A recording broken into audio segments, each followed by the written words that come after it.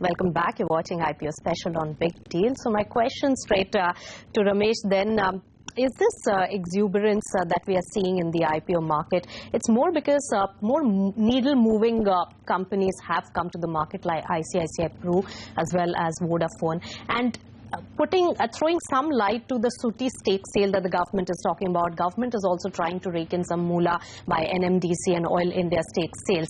After that, do you think that there is enough absorption capability in the market for all these? So when you talk about government disinvestments, I'm talking a little generally. Many of them are monopoly players, great track record.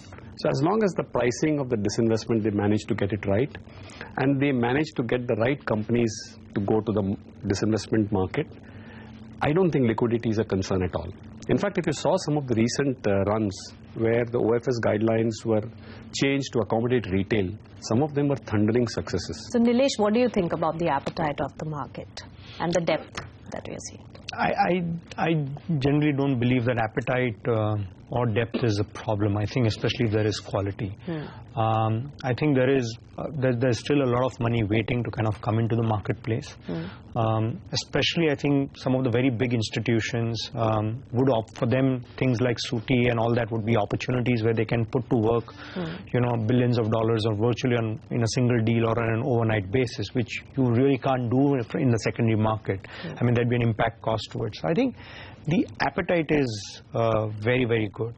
I think, of course, if you're betting on institutions to come in, I think that's a good bet to make. For retail investors, it will honestly really depend on the state of the secondary market, because retail investors go a lot by the sentiment prevailing now. Time to kind of invest is when the sentiment is not good. So I think if the sentiment is not good at that point of time, honestly, that will be a fantastic opportunity. If the sentiment is good, the IPO will anyway sail through. All right. I just want to add to that. Yes. I think as we talk about investors in the context of appetite, a couple of trends that we are seeing is there are, in many of the IPOs, even if they are modest sizes, we actually see some new investor wanting to take a bet on the Indian primary markets, new institutional investor. Secondly, we are now seeing occasionally sovereign wealth funds come in. They become relevant to a disinvestment exercise. They become relevant to potentially a Sooty offer for sale, because they can really put 2-3 billion to work. So these the are... pie is widening, is what you're saying. Yeah, absolutely. There's great comfort in the Indian markets today for these investors to come in. Talking about the sectors, Nilesh, which sectors do you like? Do you think that you are ready to put your money in a telecom sector? Vodafone is a big IPO which is coming in the market, but it's dependent on a whole host of things, spectrum pricing, Rail Jio launch. I think the timing of the Vodafone IPO is going to matter a lot, because if it happens post-Reliance Jio, in a sense of full-fledged launch of the Reliance Jio, then I think it will give investors a better perspective in terms of what would be Vodafone's strategy or what would be Airtel's strategy in context of a Reliance Jio launch and all of that. So I'm not too sure whether it's going to be a great opportunity, the IPO of Vodafone, and I'm sure it's not going to come cheap, given that, you know, there's the Vodafone name, there's a brand equity associated with it, and also it's not going to come in cheap, and the sector is definitely going to face headwinds. So to that extent, I'm not too sure whether it's going to be a significant opportunity. I think versus that, maybe some of the insurance guys, I think that's probably a much more better play. You're not seeing, you know, the number of players just increase. These are established players, visibility is good. So I think versus, for example, telecom on a standalone basis, I think the insurance space right now looks a lot better versus the telecom space. Yeah, the quality of name also coming from the house of ICICI.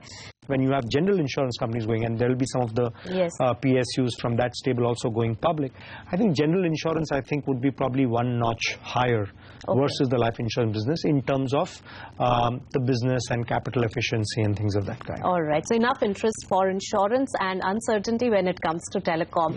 But Ramesh, as a seller of these IPOs, and some of them you're conflicted in, so without going into specifics, these are also extensions of the consumption story. How do you differentiate between these kind of sectors, and how easy or difficult is it to sell these kind of papers? I wouldn't like to comment on any specific name because that's not appropriate on a specific name. There are a few things which I've found consistently investors have liked, both institutional and retail. I find that multinational names are liked. there is a perception that they generally stand for good governance. They don't come to the market too early. So a case in point is Mahanagar Gas. So while GAIL is a great name, I think people also saw Shell and British Gas involvement. So they liked these perspectives. If you go back a little into history, almost all the time, this is a perception that holds good. Secondly, what we have seen is whenever a deal is done right, large deal sizes with good floats are liked by the markets.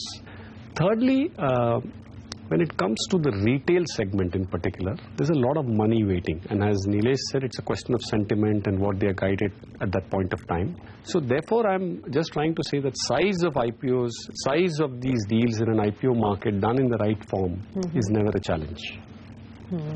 So, Nilesh, you think the market is so good right now, the bull run is continuing, that any paper can also sell? We have seen that in the 2010 period. No, I think that's again a big difference between 2010 versus now. I don't think anything sells. If it's quality, I think it sells even at a premium. Yeah. But if it's not good quality, probably it won't even sell at a discount. Okay. That's the anomaly which is there, and I think that's right, that's prudent, that's optimal, that's the way it should be. All right, so quality names really coming in, and we'll take forward that discussion after a very short break on IPOs and what's the road ahead. Stay tuned to Big Deal.